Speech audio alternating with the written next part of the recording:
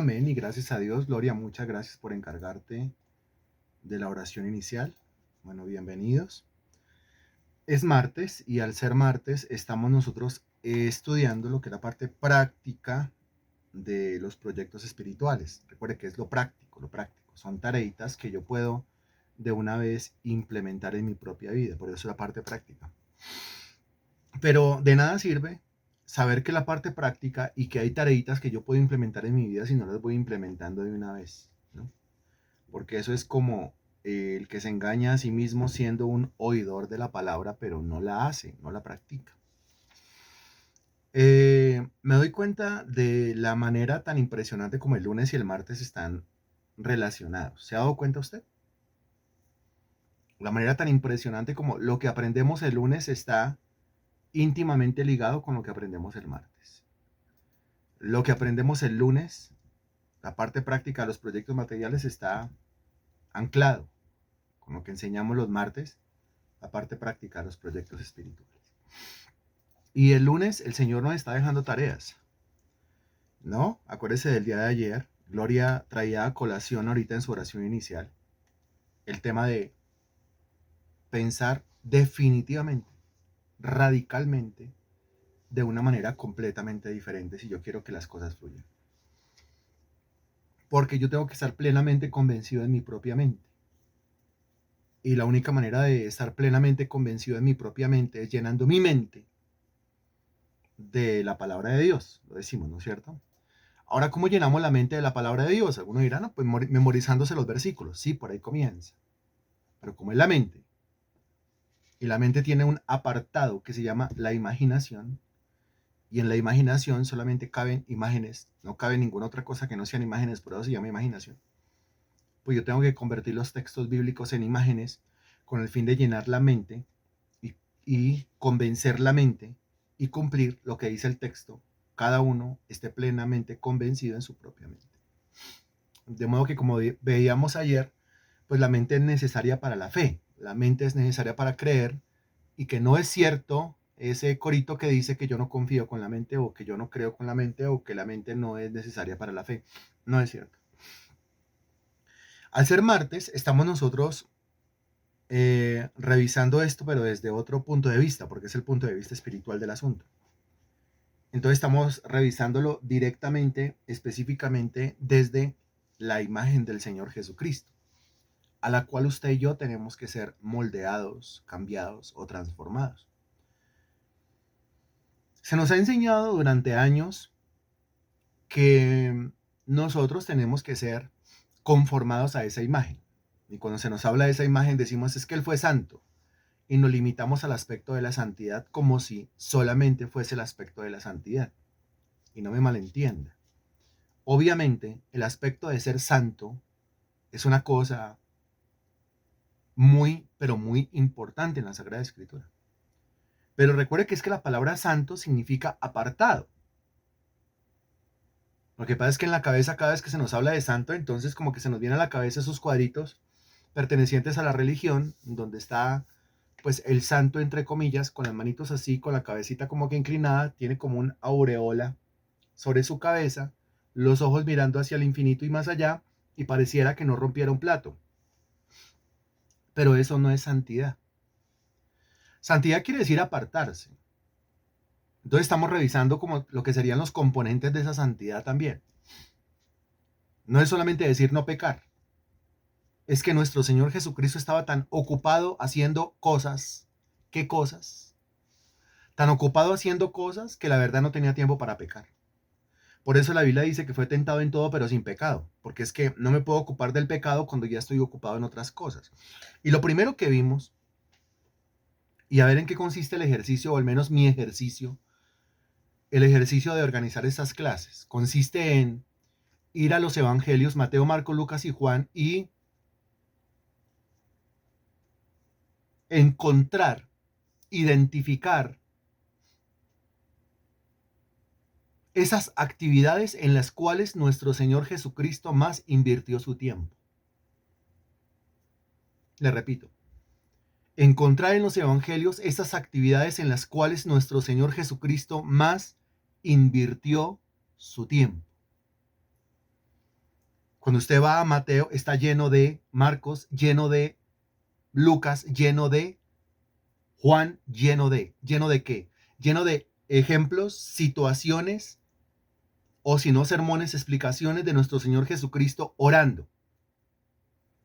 Eso ya lo vimos en 2 clases. Orando, desarrollando su piedad, desarrollando su espiritualidad, a solas con el Padre, en una habitación, en una casa, afuera, en un monte, solo, a la madrugada, toda la noche, orando él solo, orando en comunidad, lo que se llamaría una oración congregacional, enseñando acerca del tema de la oración. Y sus oraciones eran tan impresionantes que los mismos discípulos le pidieron al Señor Jesucristo: Señor, enséñanos a orar. Tan impresionante. Por eso colocamos y destacamos esta actividad, la de la oración, la de la piedad, la de la espiritualidad, como la primera, porque todo lo demás dependía de esa primera. Y si yo realmente voy a tener la imagen del Señor Jesucristo en mi vida, pues yo tengo que comenzar por ahí. Ahora, no es que yo tengo que esperar que Dios haga eso en mí, no. El proceso de santificación no es una actividad realizada solamente por el Espíritu de Dios. El proceso de santificación es una actividad en conjunto entre el Espíritu de Dios y el cristiano. Alguno hasta ahora comenzará a entender esto. Pero si yo estoy esperando que el Espíritu de Dios me santifique sin yo hacer absolutamente nada, ahí me voy a quedar esperando. La pregunta es, ¿por qué? El Espíritu de Dios a mí me dio vida cuando yo estaba muerto en delitos y pecados, y yo no pude hacer absolutamente nada en esa actividad salvífica porque estaba muerto en delitos y pecados. Y un muerto no puede obrar, un muerto no puede cooperar, un muerto no puede colaborar. Pero la Biblia dice que el salvo, el Hijo de Dios, el creyente, ha pasado de muerte a vida, ahora está vivo. Como ahora está vivo, no está muerto, ahora sí puede colaborar, ahora sí puede cooperar, ahora sí puede hacer. Por eso es que al cristiano ahora se le dice, hágalo. Obviamente en cooperación con el Espíritu de Dios. Por eso usted encuentra textos en donde la Escritura dice que somos transformados de gloria en gloria como por el Espíritu de Dios. Usted dice, bueno, es el Espíritu de Dios el que me cambia. Pero por el otro lado usted encuentra, por ejemplo, Romanos capítulo 12, versículo 2, que dice, no os conforméis a este siglo, no os conforméis, sino transformaos. Pablo le dice al cristiano, transformaos. Pablo le dice al cristiano, transfórmese, cámbiese usted. Cámbiese, pero al fin, ¿qué es el Espíritu de Dios el que me cambia? ¿O soy yo el que me cambio? La respuesta es las dos. Porque la santificación es un trabajo en conjunto entre el Espíritu de Dios y yo. La santificación es un trabajo en conjunto entre el Espíritu de Dios y usted. Por eso cuando hablamos de tener la imagen de Cristo en mi vida y comenzamos a revisarlo desde el aspecto de la piedad, la espiritualidad, la devoción o la oración, pues el Espíritu de Dios lo hace, claro, pero en la medida en que yo me muevo. Si yo no me voy moviendo, el Espíritu de Dios no va haciendo. Estoy esperando que el Señor despierte mi espíritu a ver si oro. No. Si yo no me levanto y yo no me esfuerzo y yo no le clamo al Espíritu de Dios y no le pido al Espíritu de Dios, ayúdame, que yo me quiero convertir en un orante eficaz, en una persona que ora como oraba el Señor Jesucristo. Quiero aprender todo acerca de la vida de oración del Señor Jesucristo, pues ahí me voy a quedar yo esperando. Mejor dicho, para tener una vida de oración como la del Señor Jesucristo hay que pagar el precio. De lo contrario, nunca esa imagen del Señor Jesucristo va a comenzar a aparecer en mi vida. Y debe aparecer, ¿no? ¿Por qué? Porque si yo soy un real salvo, un real convertido, pues es obvio que van a aparecer unas muestras, van a aparecer unas pruebas que comprueban definitivamente que soy salvo. Y esas pruebas que comprueban, que demuestran definitivamente que soy salvo, son esa transformación a la imagen y semejanza del Señor Jesucristo. O en otras palabras, el parecerme poco a poco a Jesús. Principalmente, primeramente, fundamentalmente, básicamente, en el aspecto de su vida de oración. Entonces, desde ahí ya tenemos tarea. Ahora, Estas charlas con respecto a la oración del Señor Jesucristo, pregunta, ¿a quién le han revolucionado la vida de oración?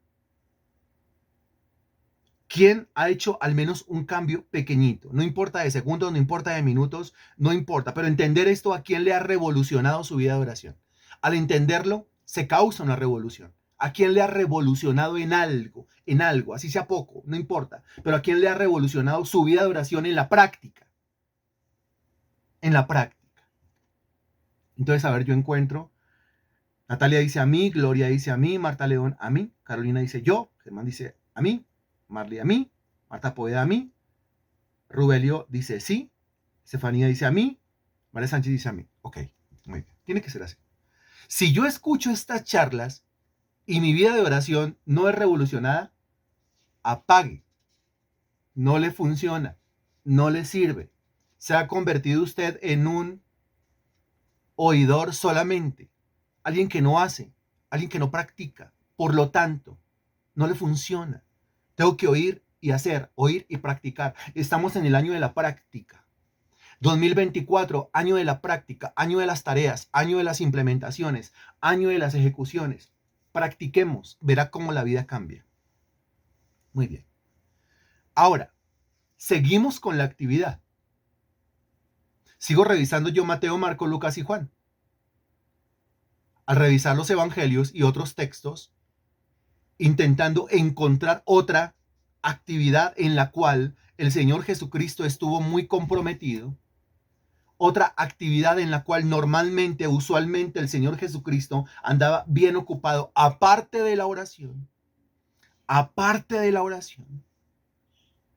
me encuentro yo con muchas cosas. Esas muchas cosas son las que nos van armando el perfil de la imagen del Señor Jesucristo. En eso consiste, ¿no? Lo que es el tema del ayuno, eso ya lo habíamos explicado también y lo explicamos dentro del primer punto, ¿no?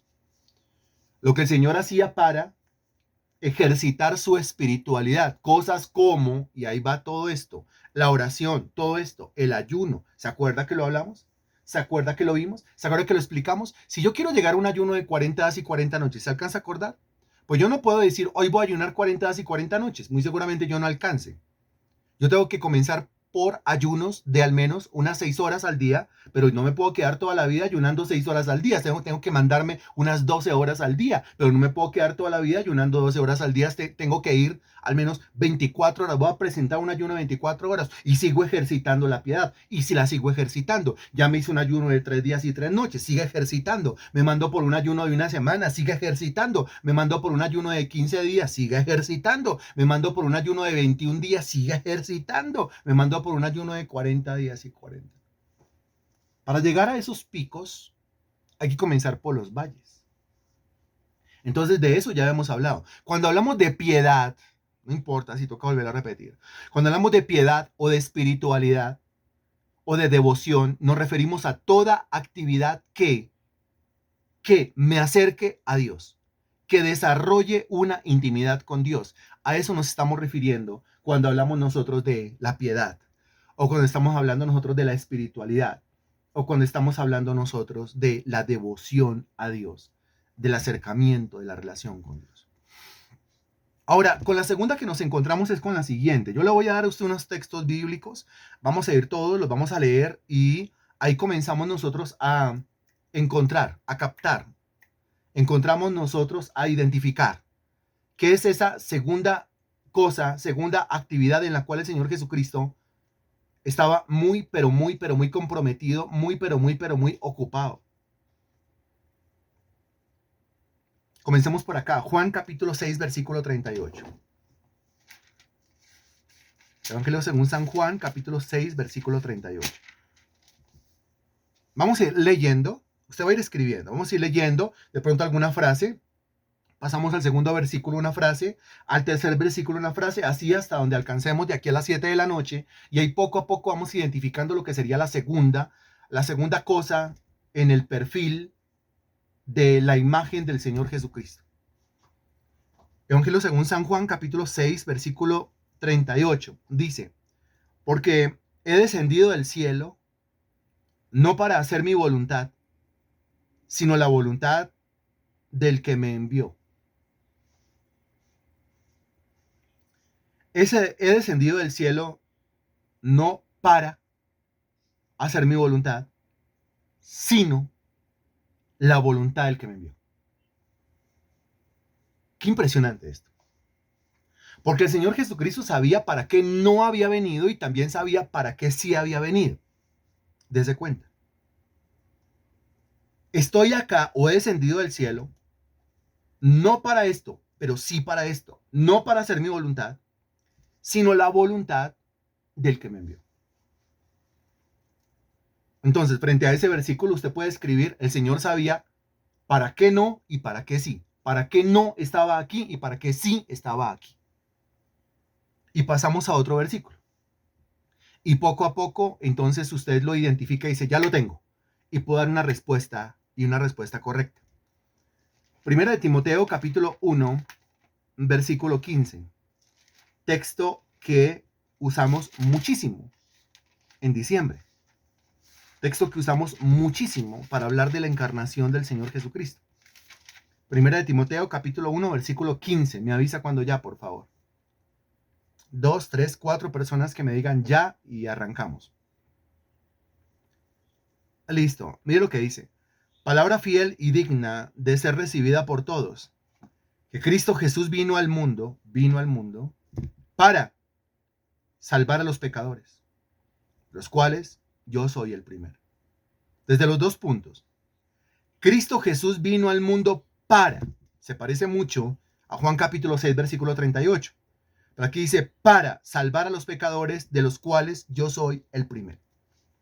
Puede colocar ahí en su cuaderno, frente a 1 Timoteo capítulo 1, versículo 15, para salvar a los pecadores. Para salvar a los pecadores. Mire que Juan capítulo 6, versículo 38 dijo, yo he venido para hacer la voluntad del Padre, para hacer la voluntad del que me envió. Para. Tercero, Evangelio según San Juan, capítulo 12. Juan capítulo 12, versículo 46. Juan capítulo 12, versículo 46.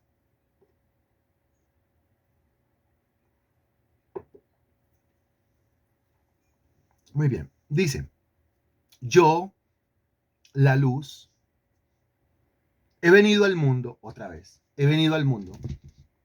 Estos tres versículos se parecen. Juan 6:38, yo he venido para. 1 Timoteo 1:15, vino para. Juan capítulo 12, versículo 46, yo la luz he venido al mundo para. He venido al mundo, venir al mundo. Su venida, su ingreso al planeta, su estadía en el planeta. Aquí, para que todo aquel que cree en mí no permanezca en tinieblas. Se parecen mucho estos versículos, ¿no? De manera repetitiva aparecen. Y este versículo, frente a este versículo, usted puede colocar en su Biblia que el Señor vino para dar luz en medio de las tinieblas o para alumbrar en medio de las tinieblas. Van tres que se parecen. Juan capítulo 6, versículo 38, vino para hacer la voluntad del Padre. 1 Timoteo 1:15, para salvar a los pecadores. Juan 12:46, para traer luz al mundo. Qué impresionante. Ok. Ahora Hebreos, por favor. Hebreos capítulo 2. Hebreos 2. A partir del versículo 14.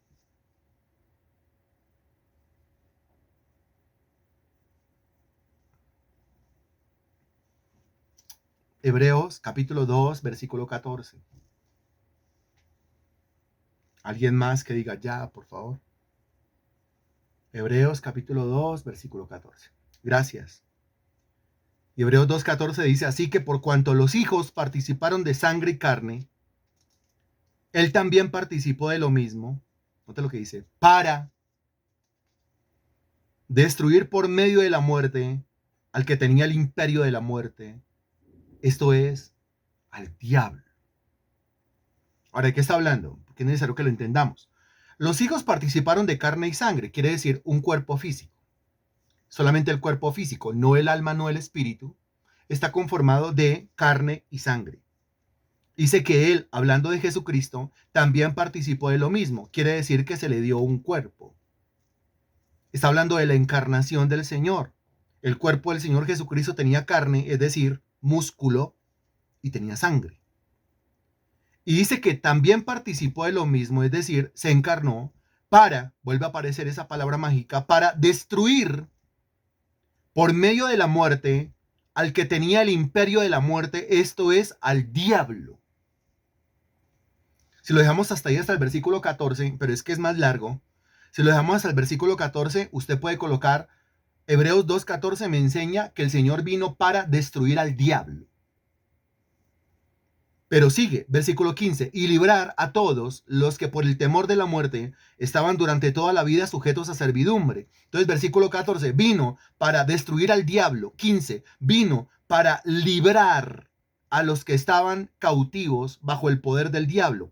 Versículo 16, porque ciertamente no socorrió a los ángeles, sino que socorrió a la descendencia de Abraham, por lo cual debía ser en todo semejante a sus hermanos, para venir a ser misericordioso y fiel sumo sacerdote en lo que a Dios se refiere, para expiar los pecados del pueblo. Nota el versículo 17. Debía ser en todo semejante a sus hermanos para, vuelve y aparece, para venir a ser misericordioso. O sea, el Señor vino para ser misericordioso y el Señor vino para ser fiel sumo sacerdote en lo que a Dios se refiere. Otra vez vuelve y aparece, para expiar los pecados del pueblo.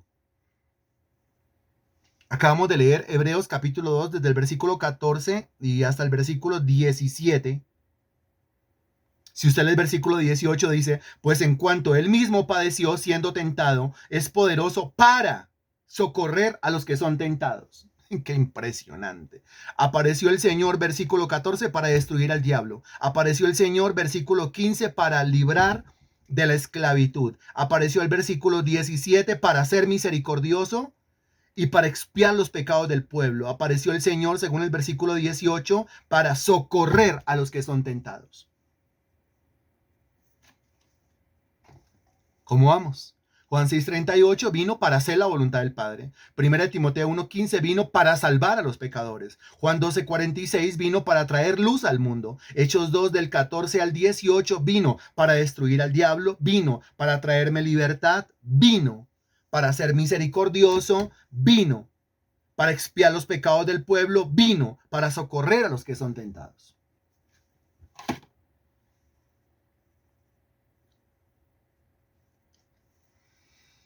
Continuamos. Evangelio según San Juan, capítulo 18, versículo 37.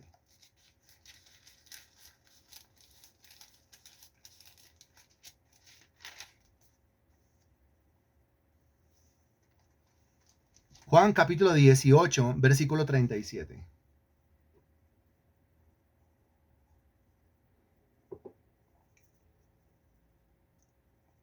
Gracias. Dicen, le dijo entonces Pilato, ¿luego eres tu rey? Respondió Jesús. El momento del juicio de Cristo delante de Poncio Pilato. Ya es Juan capítulo 18. ¿Sí? Juan apenas tiene, compruébelo por favor, 21 capítulos. Está en el capítulo 18, el Señor está a punto de ser asesinado.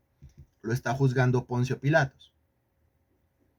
Le pregunta, una de las preguntas del juicio, versículo 37. Le dijo entonces Pilato, ¿luego eres tu rey? Respondió Jesús, tú dices que yo soy rey. Yo para. ¿Lo está notando? Yo para esto he nacido. Otra vez, nacido. Yo para esto he nacido. Cristo sabía, comience usted a regalarme esas respuestas. Cristo sabía, porque dice, yo para esto he nacido. Cristo sabía. ¿Sabía qué? Con base en esa frase. mm, mm, mm. No, no, no, no se trata de eso. No lo ancle a eso, no lo relacione con eso, no lo ligue a eso, no lo amarre a eso. Ese argumento usted anclelo a otro, porque con base en esa frase dice, yo para esto he nacido. Yo para esto he nacido. ¿Qué idea surge ahí? Yo para esto he nacido. ¿Qué argumento se arma ahí? Yo para esto he nacido. No, no le estoy preguntando para qué nació, sino de la frase yo para esto he nacido. ¿Qué es lo que usted entiende? Yo para esto he nacido. Muy bien, Germán. Yo para esto he nacido. Muy bien, Natalia. No, el resto de respuestas no las voy a leer. Porque la frase dice, yo para esto he nacido, solamente ahí. O sea, usted no tiene que añadirle nada, ni ponerle nada, ni ninguna arandela, ni ningún adorno, ni ningún gorrito, ni ningún moñito, no nada. La frase, yo para esto he nacido. El Señor Jesucristo dijo, yo para esto he nacido. ¿Qué se le viene a la cabeza? Para esto he nacido, para esto. Quiere decir que el Señor Jesucristo sabía eso, María Sánchez. El Señor Jesucristo sabía para qué había nacido, sabía a qué había venido, sabía cuál era el propósito de su vida. El Señor Jesucristo tenía la certeza y la seguridad a qué venía. Muy bien. ¿A qué venía? Cualquier otra cosa no la vamos a leer acá. Porque entonces comienzo yo a decir que Él vino para esto y para esto y para esto y no estamos preguntando el Señor Jesucristo para qué vino. Porque exactamente eso es lo que estamos mirando en los versículos, ¿no? A ver, si yo le pregunto a usted para qué vino según Juan 6:38, usted irá para hacer la voluntad del Padre. ¿Para qué vino el Señor Jesucristo según 1 Timoteo 1:15? Usted irá para salvar a los pecadores. ¿Para qué vino el Señor Jesucristo según Juan 12:46? Usted irá para traer luz al mundo. ¿Para qué vino el Señor Jesucristo? Según Hebreos 2 del 14 al 18. Usted irá para destruir al diablo, para liberar a los cautivos, para ser misericordioso, para expiar los pecados del pueblo y para ser un misericordioso y compasivo y socorrer a los que son tentados. Y lo mismo si yo le pregunto con base en Juan capítulo 18, versículo 37, pero esas preguntas no las estamos haciendo. La pregunta que estamos haciendo es cuando Cristo dice, yo para esto he nacido. Es que el Señor Jesucristo sabía para qué específicamente había nacido. ¿Para qué específicamente había venido? ¿Para qué específicamente estaba aquí en esta tierra? ¿Se da cuenta usted que en estos versículos hay una palabrita de 4 letras que se ha repetido incesantemente? Esa palabrita aparece en Juan 6:38. ¿Cuál es? Esa palabrita se repite en 1 Timoteo 1:15. ¿Cuál es? Esa palabrita se repite en Juan 12:46. ¿Cuál es? Esa palabrita se repite mucho en Hebreos 2 del 14 al 18. ¿Cuál es? Y esa palabrita vuelve a aparecer en Juan 18:37. ¿Cuál es? La palabrita es para. La palabra es para. Eso es pura comprensión de lectura. Así de sencillo. Comprensión de lectura. ¿Cómo hago yo para tener un entendimiento así tan agudo en lo que es la palabra de Dios? Comienza por una lectura a conciencia y una comprensión de lectura bien hecha. Por ahí comienza. O sea, nada místico y nada sobrenatural, realmente. Después, claro que sí, ahí está la intervención del Espíritu Santo. Pero si yo quiero entender la palabra de Dios, pues tengo que comenzar por leer bien y hacer una muy buena comprensión de lectura. Si me están diciendo que hay una palabra que se repite en todos estos versículos, esa palabra que acabamos de decir es de 4 letras, de 4 letras. Lo único que faltó fue decir, comienza por la letra P y termina en la letra A. Y tiene otra A. La palabra para. Para. Y el término para revela qué. Ahora, qué impresionante que es que el Señor Jesús sabía el para qué de su vida desde pequeñito. Por eso su vida tomó esa dirección desde pequeñito. Por eso usted lo ve desde los 12 años en ese para qué, en esa búsqueda de significado, dejándose guiar por lo que su espíritu le estaba diciendo, le estaba indicando, para eso, para eso. Ahora, seguimos leyendo el versículo 37. Yo para esto he nacido y para, otra vez, y para. Esto es un bombardeo de paras. Los misiles se llaman paras. ¿Sí? Es esa expresión que revela propósito, esa expresión que revela diseño, esa expresión que revela designio, esa expresión que revela un plan, un propósito, un proyecto. Yo para esto he nacido y para esto he venido al mundo. No. ¿Cuántas veces en un solo versículo? ¿Se da cuenta usted?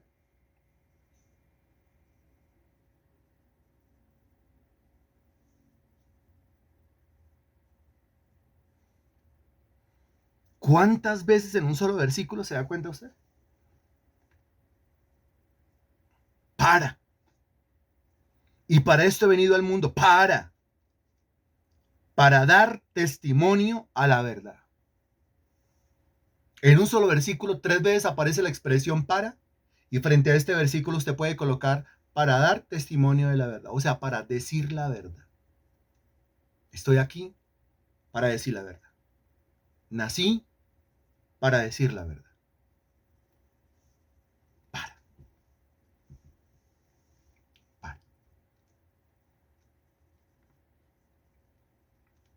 Bien. Primera de Juan, capítulo 3, versículo 8.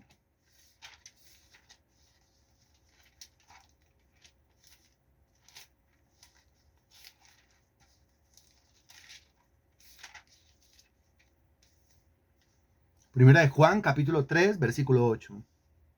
Me avisa, por favor. Gracias.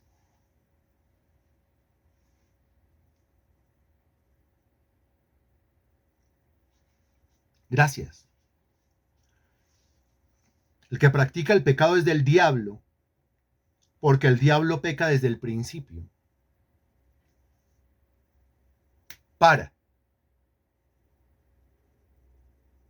esto, como en Juan 18:37, para esto he nacido, aquí dice, para esto apareció el Hijo de Dios, para esto, para deshacer las obras del diablo.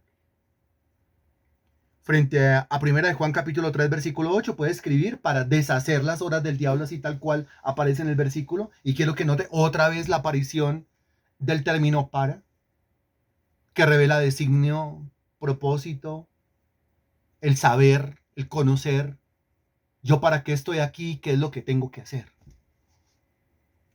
Ahora, quedan varios versículos, pero en este punto ya comenzamos nosotros a sacar conclusiones. Si yo quiero copiar, calcar en mi vida la imagen y semejanza del Señor Jesucristo, no lo puedo hacer.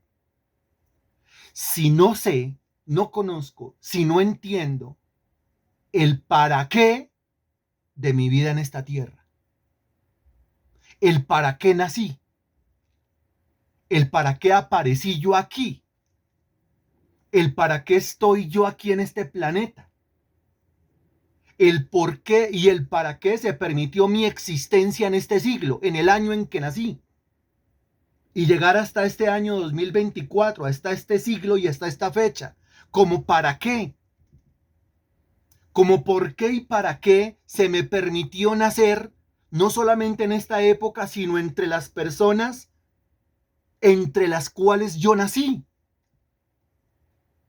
¿Por qué no se decidió con respecto a mí que yo naciera en otra época, en otra fecha, en otro continente, en medio de otra gente, en otra familia? Es más, ¿por qué no se decidió que yo no naciera? ¿Por qué se decidió que yo naciera? Si yo no tengo claro eso, el para qué estoy aquí, comenzando que me voy a dedicar a sufrir crisis existenciales, a sufrir de depresión, al no entender, porque es que la vida es pesada. La carga de la vida, el desarrollo de la vida es pesado. Y a veces parece que la vida se lo arrastrara a uno, parece que la vida, aparte de pesada, lo aplastara a uno y uno entra en crisis cuando la vida comienza a aplastarlo, entra en depresión cuando la vida comienza a aplastarlo, entra en ese existencialismo maluco cuando la vida comienza a aplastarlo. Pero yo qué, pero yo por qué, pero yo por qué a mí, pero yo para qué, yo no le encuentro sentido a mi vida, no le encuentro propósito a mi vida. Estoy cansado de hacer lo mismo todos los días, estoy cansado de sobrevivir. Prácticamente estoy aquí es sobreviviendo. Yo no fui enviado a esta tierra, no nací en esta tierra, no aparecí en esta tierra para sobrevivir. Aparecí en esta tierra por algo, para hacer algo. ¿En dónde encuentro yo ese para de mi vida? ¿Dónde encuentro yo ese propósito de mi vida? ¿En dónde? Deme una dirección usted donde yo pueda ir a averiguar, donde yo pueda ir a saber, a conocer, a entender cuál es ese propósito, ese designio para el cual yo estoy aquí. Por favor, deme una dirección. Es como si le estuviera hablando a una persona enloquecida que ya no sabe qué hacer con su vida y que se quiere quitar la vida porque no le encuentra sentido a su vida. Deme usted una dirección donde yo pueda ir a golpear, donde yo pueda preguntar, oiga, ¿cuál es el propósito de mi vida? Deme usted una dirección. No, pero tiene que ser más misericordioso y tiene que correr porque solamente uno. Bueno, ahora son dos personas las que me están ayudando y me están dando la dirección. Porque así en esas crisis existenciales hay un montón de personas que todos los días se quitan la vida. Que todos los días atentan contra su propia vida con el solo hecho de pensar, yo no quiero seguir viviendo. Que atentan contra su vida con el solo hecho de amargarse, con el solo hecho de decir, ¿esto para qué? Estoy tan cansado de lo que vivo. ¿En dónde? Regáleme una dirección. Regáleme una dirección, por favor. Dígame, ¿en dónde puedo ir a preguntar? Dígame, ¿a quién le puedo yo preguntar? Regáleme ese dato. Regáleme ese dato. Es increíble que de 18 personas solamente 4 tengan misericordia de este loco. Alguien más que tenga misericordia de este loco que está enloquecido porque está en una crisis existencial, porque está deprimido, depresivo, estresado, angustiado, afligido y no le encuentra sentido a su existencia en este planeta. Regáleme un dato. ¿A quién le pregunto? Usted que tiene conocimiento, ¿a quién le pregunto? Usted que no se pierde discipulado debe tener el conocimiento. ¿A quién le pregunto? Usted que anda tan pegado a esas cosas espirituales, dígame, ¿a quién le pregunto? ¿A quién le pregunto? ¿A quién le pregunto por mí? ¿A quién le pregunto por mi vida? ¿A quién le pregunto? Le pregunto a Dios. Le pregunto al Señor. Le pregunto al Espíritu de Dios. Golpeo en la Biblia. Busco su revelación. Y allí en esa revelación se me va a dar el por qué y me va a dar el para qué. Solamente en Dios encuentro yo el propósito de mi existencia en este planeta. Por eso es que colocamos lo que ya vimos, lo que vimos hace 8 días y lo que vimos hace 15 días en el primer punto, en el primer lugar. ¿Qué fue lo que colocamos entre hace 8 días y hace 15 días en el primer lugar? Responda eso, por favor, escríbalo ahí. ¿Qué fue lo que colocamos entre hace 8 días y hace 15 días en el primer punto que le dedicamos 2 martes a estudiar eso? El tema de la oración, muy bien. La misma devoción, la misma piedad, la misma espiritualidad. Ahí. Porque si yo soy una persona entregada a la oración, entregada a la devoción, entregada a la espiritualidad, entregada a la búsqueda de Dios, pregunta, esa devoción, esa espiritualidad, ese apego a Dios por medio de la oración y el ayuno y todo lo demás que ya hemos estudiado, me va a dar a conocer, a entender el para qué de mi vida, sí o no. Ese apego a Dios en oración me va a dar a conocer, me va a hacer entender el para qué he nacido, el para qué he aparecido, el para qué estoy yo aquí en la tierra. ¿Es así o no es así? Bueno, por eso nosotros hemos venido diciendo, tenemos que colocar la devoción, espiritualidad, la piedad, la oración, la actividad que me acerca a Dios en primer lugar, porque de ahí se deriva todo el resto. Una persona que no tiene comunión con Dios a través de una oración. ¿Pero qué clase de oración? La oración que hacía el Señor Jesucristo, porque es lo que nosotros debemos emular. Pero una persona que no tenga una vida de oración así, pues tampoco sabrá, tampoco conocerá o entenderá el para qué está aquí. Solamente la relación con Dios le da propósito a mi vida. Solamente el tener una relación con Dios le da propósito a mi vida. Ahí es donde yo entiendo, estoy aquí para esto. Ahí es donde yo entiendo, no soy un accidente. Ahí es donde yo entiendo, yo no soy un infortunio. Ahí es donde yo entiendo, yo no soy una casualidad. Ahí es donde yo entiendo, yo no soy solamente la unión biológica entre un espermatozoide y un óvulo, porque alguien omnipotente, desde antes de la fundación del mundo, decidió la unión de ese espermatozoide con ese óvulo que formó ese feto, que formó este ser humano, y eso lo cambia absolutamente todo. O no lo cambia absolutamente todo. El entender que yo soy el resultado de un mecanismo biológico, unión de espermatozoide y óvulo, es decir, dos células, o entender que es que esas dos células ya se habían decidido en su unión desde antes de la fundación del mundo por el Dios omnipotente, lo cambia absolutamente todo. Entonces digo, ya.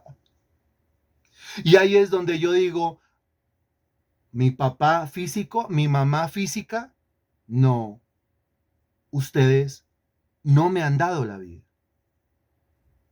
La vida me la ha dado el que decidió mi nacimiento desde antes de la fundación del mundo, que ha usado a dos personas espectaculares, digámoslo así, mamá biológica, papá biológico, para traer a la existencia a este ser que Dios, en su diseño eterno y en su soberanía absoluta, decidió que tenía que nacer.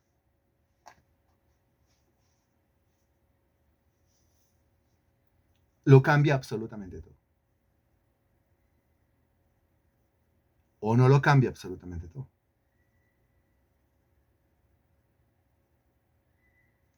De modo que usted se podrá parecer a su papá o a su mamá en la naricita, en el mentoncito, en el ojito, en la pestañita, en la orejita, en el cabello, en la estatura, en el físico, en la contextura. Pero algo más importante es ese parecido con Dios, porque si Dios me creó a mí con un propósito, pues tuvo que haber colocado propósito dentro de mí. Le repito, porque es que a veces no vemos más allá de nuestras propias narices. Vemos, miren, los ojos son los mismos ojos de la mamá, la nariz es la misma nariz del papá, el mentón sí, y ahí nos quedamos ahí como si fuéramos naturales. Pero esto va más allá. ¿Más allá de dónde? Pues es que mi existencia la definió, la decidió Dios. Dios me creó a mí con un propósito. El que me creó con propósito, porque tuvo propósito al crearme, tuvo que haber colocado un propósito dentro de mí al traerme a la vida. ¿Cómo le parece? Entonces, la segunda característica del perfil de la imagen del Señor Jesucristo es una vida consciente, una vida a sabiendas de que hay un propósito, y no solamente sabiendo que hay un propósito, sino sabiendo cuál es el propósito. Que cuando a Cristo le preguntaban, él no decía, ¿algún propósito tendrá Dios conmigo? No, él claramente dijo, yo estoy aquí para hacer la voluntad. Él sabía cuál era el propósito. La iglesia falla y la iglesia falla mucho. Cuando un creyente se le acerca a alguien, ese creyente le dice a alguien, Dios te ama y tiene un propósito contigo. Ese escéptico le pregunta al cristiano, ¿y cuál es el propósito que Dios tiene conmigo? Y el cristiano no sabe contestar. El cristiano no sabe responder. Porque la evangelización del cristiano es así de absurda. Así de absurda. Dios te ama y tiene un plan o tiene un propósito contigo. Ah, ok, muy bien. Hágame el favor y me demuestra o me dice, me enseña, porque usted dice que Él me ama. Yo me siento abandonado de Dios. Y usted me habla de un propósito, dígame cuál es el propósito que Dios tiene para conmigo, porque no le encuentro propósito. Ahí como queda el cristiano, plop, corchado. Porque a uno lo educan porque de tal manera amó Dios al mundo que ha dado a su Hijo unigénito para que todo aquel que en él crea no se pierda, sino que tenga vida eterna, Juan 3:16. Más a todos los que le recibieron, a los que creen en su nombre, les dio la potestad de ser hechos hijos de Dios, Juan capítulo 1, versículo 12. Y de ahí no salimos. Pero ya argumentar a favor del amor de Dios, la misericordia y la gracia de Dios, y argumentar a favor de la existencia de un propósito, como que no somos capaces de hablar. Por eso nuestra evangelización queda ahí como limitada. Y al quedar la evangelización limitada en su argumento, por eso es que no hay más conversiones. Y por eso es que las personas que van a la iglesia no son realmente convertidas, porque ¿a qué se están convirtiendo? Si no entienden que Dios es un Dios de proyectos, es un Dios de propósitos. Evangelio según San Juan, capítulo 6, versículo 51.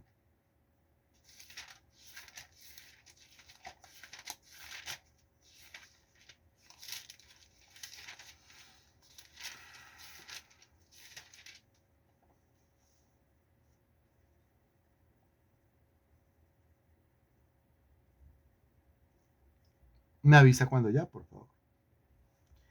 Evangelio según San Juan, capítulo 6, versículo 51.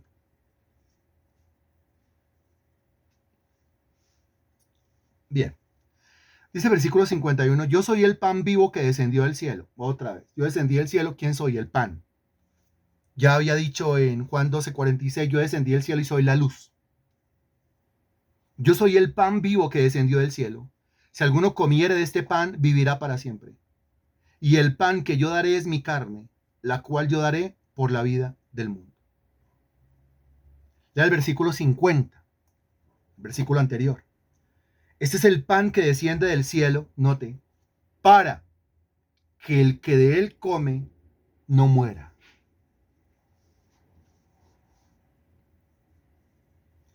Este es el pan que desciende del cielo para que el que de él come no muera. Puede colocar al frente de estos versículos para dar vida.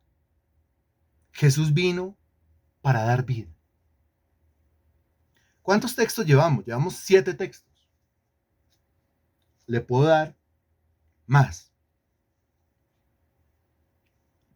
Lo que resta de esta clase y la próxima, vamos a invertirlas en esto mismo. Descubre usted en la Sagrada Escritura que Cristo sabía dónde estaba parado. Cristo sabía dónde tenía sus pies. Por eso cuando venían los problemas, mire, ¿qué ocurre cuando usted entiende cuál es el propósito de su vida? ¿Para qué Dios lo tiene acá?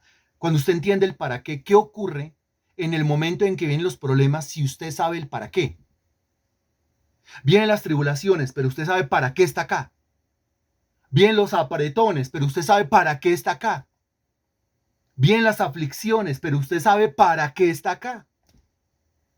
Vienen los vituperios, pero usted sabe que está aquí para hacer la voluntad del Padre. Vienen los problemas, pero usted sabe que está aquí para salvar a los pecadores. ¿Qué ocurre cuando usted entiende el para qué de su vida en esta tierra? Por más que vengan los problemas, como su casa o sus pies fueron edificados sobre la roca, pues pueden venir los vientos, pueden venir los ríos, pueden dar con ímpetu contra su vida y su vida no se va a caer. Su casa no se va a caer. Esta es la única respuesta a esa pregunta que le hacen a uno, venga, ¿por qué una persona tanto tiempo en una congregación, tanto tiempo con la Biblia debajo del brazo, hasta liderando, hasta predicando y de repente apostata de la fe y se vuelve mormón, o se vuelve testigo de Jehová, o regresa al catolicismo, o regresa al mundo. Y entonces, claro, la respuesta que damos es que estaba con nosotros, pero no era de nosotros y por eso salió. Sí, pero denle una respuesta más profunda al asunto. Y la respuesta más profunda que se le puede dar al asunto es que ese personaje tenía mucho texto en la cabeza, pero poco propósito en la vida. Y yo puedo tener mi cabeza llena de versículos bíblicos, pero si no hay propósito, si no hay proyecto, si no hay designio, si no hay plan dado por Dios, igual en algún momento el diablo me va a mover. En algún momento las situaciones me van a estrujar y me van a tirar al suelo. Porque no sabía su propósito. Muy bien, Marta Poveda, porque no conocía el propósito que Dios tenía con él. Entonces, de verdad, de verdad, de verdad, de las primeras cositas que uno debe investigar en Dios y conocer cuando uno llega al cristianismo es, Señor, ¿yo qué? Mire, este texto no está ahí en el bosquejo, pero hay que ir allá. Eso es Hechos de los Apóstoles, capítulo 9. Hechos de los Apóstoles, capítulo 9.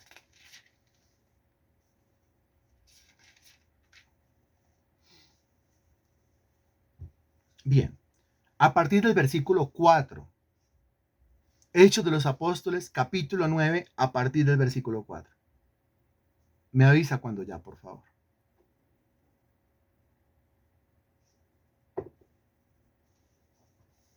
Gracias. Recuerda que la conversión de Saulo, ¿no? En versículo 1 dice, Saulo, respirando aún amenazas y muerte contra los discípulos del Señor, vino al sumo sacerdote. Le pidió cartas para las sinagogas de Damasco, a fin de que si hallase algunos hombres o mujeres de este camino, los trajese presos a Jerusalén. Mas yendo por el camino, aconteció que al llegar cerca de Damasco, repentinamente, le rodeó un resplandor de luz del cielo. Lo que usted encuentra aquí narrado es lo que encuentra en el título que hay sobre el capítulo 9. ¿Cuál es el título que hay sobre el capítulo 9? Regálemelo ahí, por favor, en el chat. Escríbalo. ¿Qué dice su Biblia ahí sobre el capítulo 9?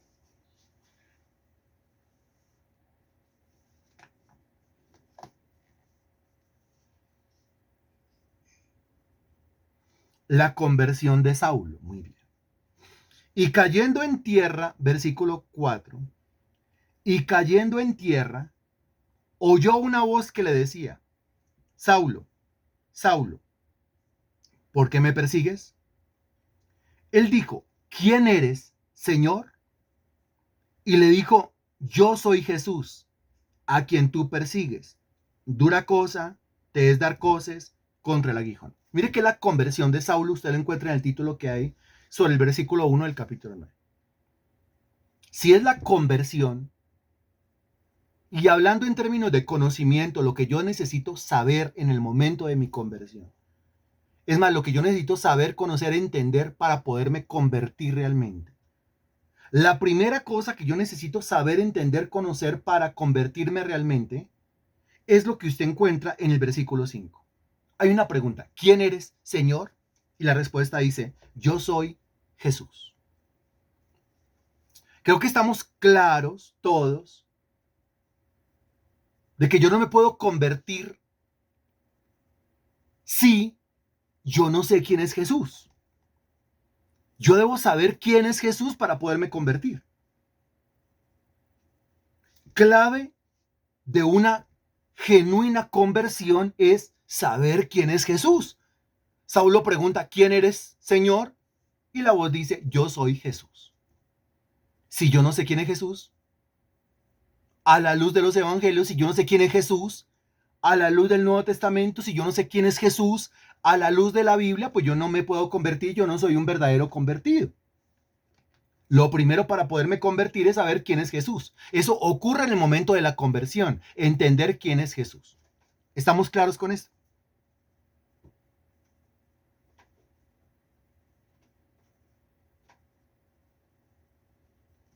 Estamos claros, ¿cierto? Muy bien. Ahora, versículo 6.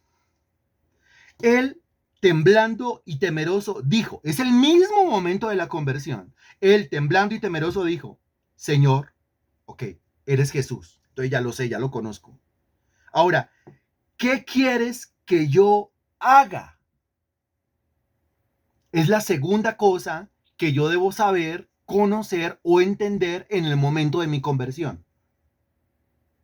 Y la pregunta, ¿qué quieres que yo haga? ¿Qué está revelando? ¿Qué está pidiendo realmente? ¿Qué quieres que yo haga? La primera, ¿quién eres? O sea, ¿quién es la persona? La persona es Jesús. Entonces, la primera pregunta tiene que ver con esa persona, Jesús. La segunda persona tiene que ver conmigo. La segunda pregunta tiene que ver conmigo. ¿Qué quiere que yo haga? ¿Qué entiende usted ahí?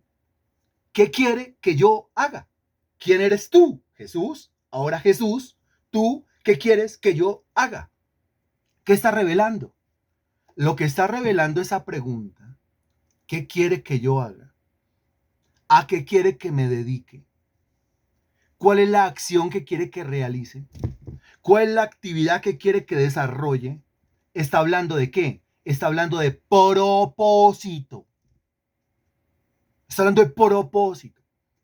¿Qué quieres? Ahí no le dice, yo voy a hacer cualquier cosa. No, ¿qué quiere? ¿Qué quiere? Específicamente dígame usted qué quiere que yo haga. Eso se debe conocer desde el momento de la conversión. Pregunta.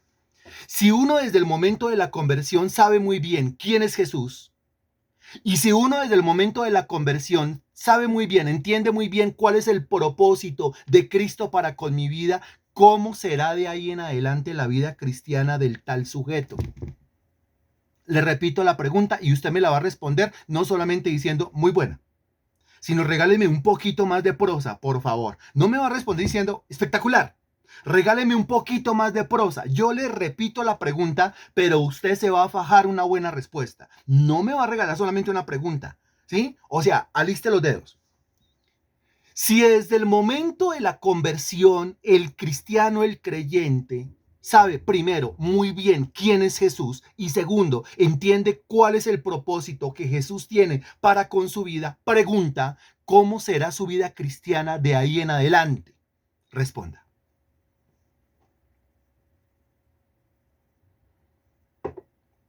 Yo me espero.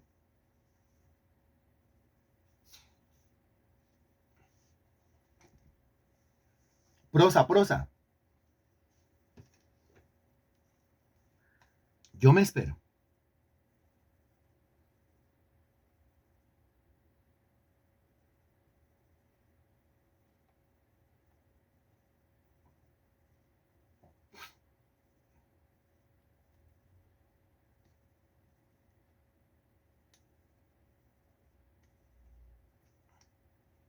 Bueno, comienza a leer. Una vida con propósito a servicio a Dios y al ministerio. Excelente, Estefanía. Una vida ejemplar de testimonio y propósito. Muy bien. Clara, dice la profesora Tatiana. Sé a dónde iré con pie firme, creciendo cada día más en mi propósito. Eso de clara y esos signos de admiración espectaculares. Será excelente porque ya no ignora estas dos. Una vida con mucho fruto. Muy bien, Gloria.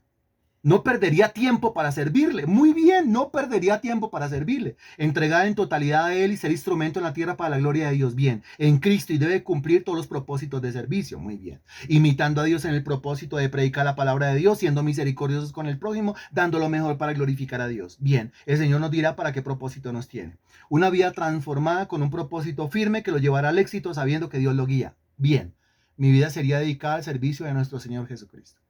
Una vida fructífera y con propósitos para cumplir. ¿Se da cuenta que eso ocurre en el mismo momento de la conversión? Uno dirá, no tiene que pasar mucho tiempo, muchos discipulados encima, muchas décadas de discipulados para que usted llegue a entender cuál es el propósito de Dios para su vida. No es cierto. En el momento de la conversión de Saulo, Saulo hace dos preguntas. Primera, ¿quién eres? Segunda, ¿qué quieres que haga? Ahí nos deja claro. que para que una persona se convierta realmente a Cristo, debe tener claras esas dos cosas en la cabeza, lo cual quiere decir que hay personas que llevan mucho tiempo en las iglesias y realmente no se han convertido.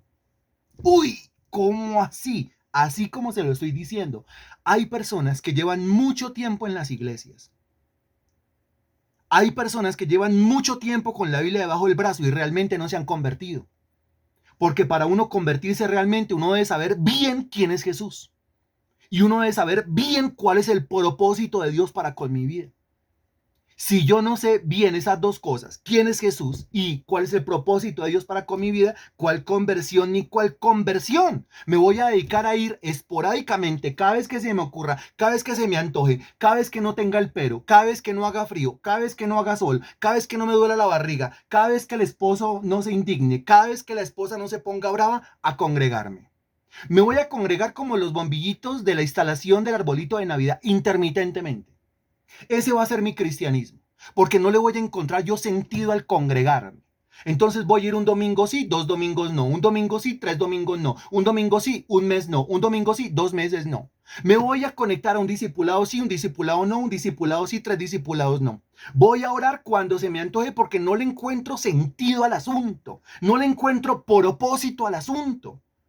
Pero si esas dos cosas yo las hubiese tenido claras en el momento de mi supuesta conversión, créame que usted no se pierde un culto, no se pierde un discipulado, no se pierde una oración, no se pierde una oportunidad para servirle a Jesucristo. ¿Por qué? Porque la tiene clara, hermano, en Cristo. Tiene claro quién es Cristo y tiene claro cuál es el propósito de Dios para con su vida.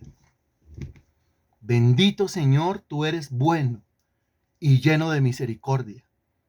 Te agradecemos, mi Dios, la manera como nos hablas y como edificas nuestras vidas. La manera como directamente hablas a nuestra fe, Señor. Cómo nos sacudes y nos exhortas y le hablas directamente a nuestra conversión, Señor. Porque muchas veces, Señor Dios, nos las damos de convertidos, pero la pregunta, ¿convertidos a qué? Y ahí está la respuesta. Tengo que estar convertido a ti, a Jesús, y tengo que estar convertido al propósito que tú tienes para con mi vida. Si yo no sé quién eres tú, no estoy convertido a ti. Si yo no sé cuál es el propósito que tú tienes para conmigo, yo no estoy convertido a ese propósito. De ahí en adelante, a partir del momento de su conversión, el apóstol Pablo dedicó su vida a esas dos cosas que entendió en su conversión. A partir de ese momento, el apóstol Pablo dedicó su vida a Cristo y a partir de ese momento el apóstol Pablo dedicó su vida a cumplir el propósito que tú tenías para con él. Ha sido más claro. Creo que se puede más claro, pero hoy ha sido lo suficientemente claro con nosotros, Señor. Has abierto nuestro entendimiento. Nos has dicho, si quieres saberlo, si quiere conocerlo o entenderlo, pague el precio, enciérrese en un cuarto, dóblese de rodilla, clámele a Dios, llórele a Dios, ruéguele a Dios, Señor. Yo quiero conocerte a ti y, Señor, yo quiero conocer cuál es el propósito que tú tienes para con mi vida. Y ahí nos acabas de dejar tarea, ir a la oración, tarea, pedirle a Jesús, yo quiero conocerte, déjame conocerte. Déjame conocerte como la Biblia dice que te tengo que conocer. Y segundo, revélame el propósito, revélame el designio, revélame el plan. Hazlo más claro todavía, Señor. Yo quiero vivir para ti y yo quiero vivir para ese propósito. Gracias te damos en el nombre del Señor Jesucristo. Amén. Y gracias a Dios.